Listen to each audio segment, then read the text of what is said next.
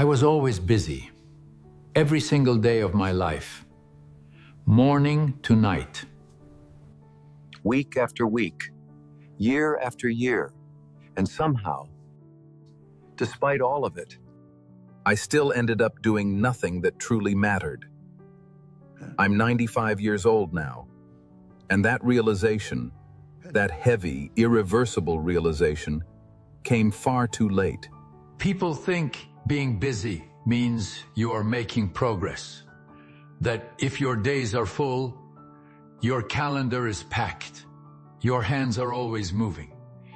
Your life must be going somewhere. I believed that for decades, I wore my busyness like a badge of honor, like proof that I was serious about my life, that I was doing what needed to be done, is already behind you. When I was in my 20s and 30s, my schedule was always full. Work came first. Then the responsibilities that came with work. Then the responsibilities that came with having a family. Then the obligations that came with being a reliable person in the world.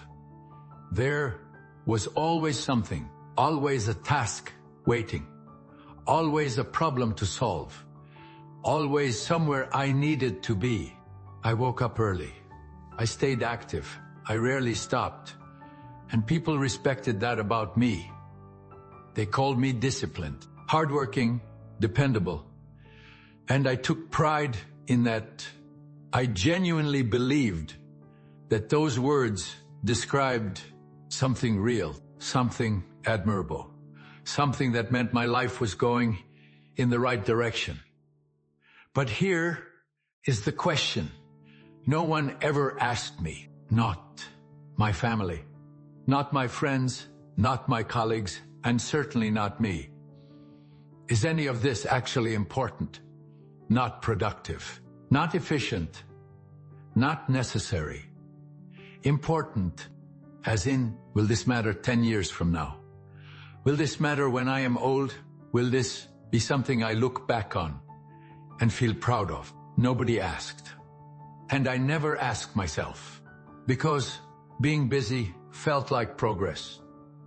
It had the shape of progress, the rhythm of it, the exhaustion of it, and that feeling, that constant sense of motion gave me something I desperately needed, a sense of purpose, even when the things I was busy with had no real purpose at all. Time passes differently when you are always busy. It doesn't crawl. It doesn't even walk. It runs. Days turned into weeks before I noticed. Weeks collapsed into months, and months stacked into years so quietly that by the time I thought to look up from everything I was doing, entire decades had already passed. I remember thinking at some point in my 50s that I would slow down soon, that I would create space, that I would start focusing on the things that actually mattered to me, that I would write, travel, build the things I had always imagined building. Soon, not now. There is too much happening right now, but soon. And soon never came, because there was always something else. Another task, another responsibility, another reason why this particular moment wasn't the right one. The years blended together. Same routine, same obligations, same cycle, dressed up in slightly different clothing, repeating itself endlessly. And the terrifying part, the part I can barely say out loud even now, is that I didn't notice. I genuinely didn't notice how much was slipping away. Because when you are always busy, you don't have time to reflect. You don't have the quiet necessary to ask yourself the hard questions. Reflection requires stillness, and I had kept stillness at arm's length my entire life Because somewhere deep down, I think I knew that if I truly stopped and sat with my own life, I would have to face things I wasn't ready to face. So I stayed busy. And the years kept disappearing. Life gives you responsibilities, and most of them are legitimate. You provide for your family. You show up for your work. You handle the things in front of you. You respond when the world asks something of you. There is nothing wrong with this. Responsibility is part of life, part of being a serious person, part of loving the people who depend on you. But here is where the trap hides. Here is where it becomes dangerous. It becomes dangerous when responsibility stops being something you choose and becomes something that chooses you. When it swallows your identity completely, when you can no longer answer the question, who are you outside of what you do for others? I provided. I worked. I handled what needed to be handled. For most of my life, that was the answer I gave myself when I thought about who I was. But I never stopped to ask, what do I actually want? What matters to me? Not to my family, not to my employer, not to the people who need things from me, but to me. What am I building beyond simple survival? What is the shape of a life that would feel? At the end, like mine, I didn't ask those questions, not because I was lazy, not because I didn't care, but because the weight of obligation had become so familiar that I had stopped noticing. It was weight. It just felt like life, like the way things were supposed to be. And so I lived most of my years answering to obligations I never examined, and ignoring the quieter, more fragile voice inside me that kept whispering about something else, something that never quite got its turn. I've had a lot of time to think about this, and I've come to believe something uncomfortable. I think busyness is, for many people, a form of hiding, not conscious hiding, not deliberate, but hiding nonetheless when you are always occupied. You never have to sit with the gap between who you are and who you could have been.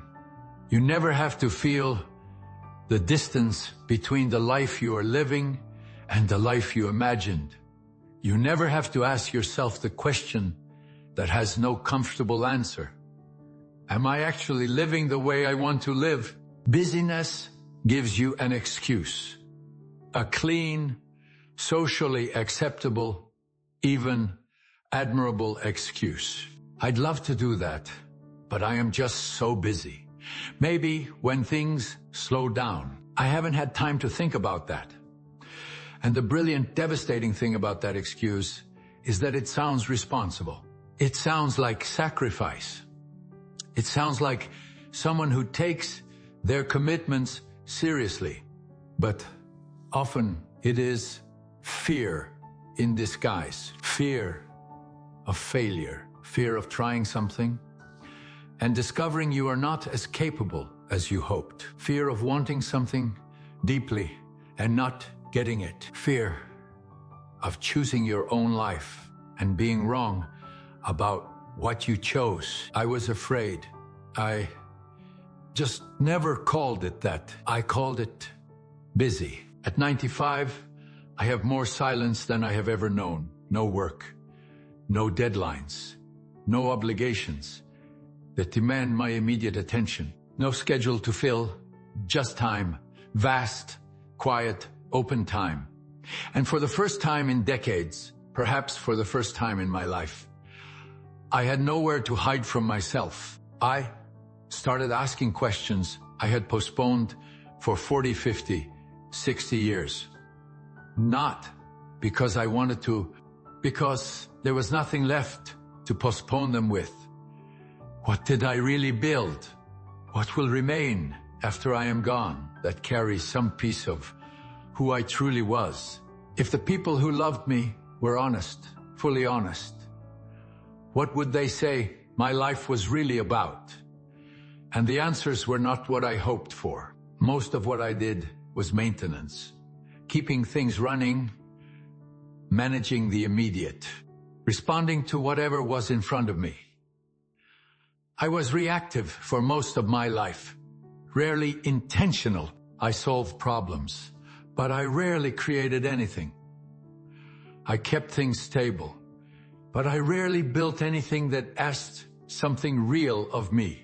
And looking back at all those busy days, all that motion, all that effort, all that exhaustion, I struggle to find the thread, the thing that ties it all together into something that felt chosen, something that felt like mine. I missed things, not because I lacked the time. I had the same hours as everyone else. I missed them because I gave my hours to things that didn't deserve them. There were risks I could have taken, ideas I talked myself out of before I even started, paths I could see but never walked, because walking them would have required admitting that the path I was already on wasn't enough. I could have built something that outlasted me. I could have created things that carried my real voice, not the voice I used at work or at the dinner table, but the one I kept quiet most of my life. I could have shown the people I love not just my reliability, but my depth, my dreams, my fears, the parts of me that busyness kept safely buried. But I didn't. And now I sit with that, not with regret that destroys, but with the clarity that I wish had come 30 years earlier. The clarity that time is not refundable, that the days you trade for busyness do not come back, that a life spent occupied is not the same as a life spent well. If you are always busy, I want you to stop just for a moment and ask yourself something honestly. Busy doing what and where is it leading? Not in terms of tasks completed, not in terms of obligations met, but in terms of the life you actually want to have lived. Because one day, your schedule will be empty. The noise will stop, and in that silence, you will meet yourself. And in that meeting, you won't ask how much you accomplished.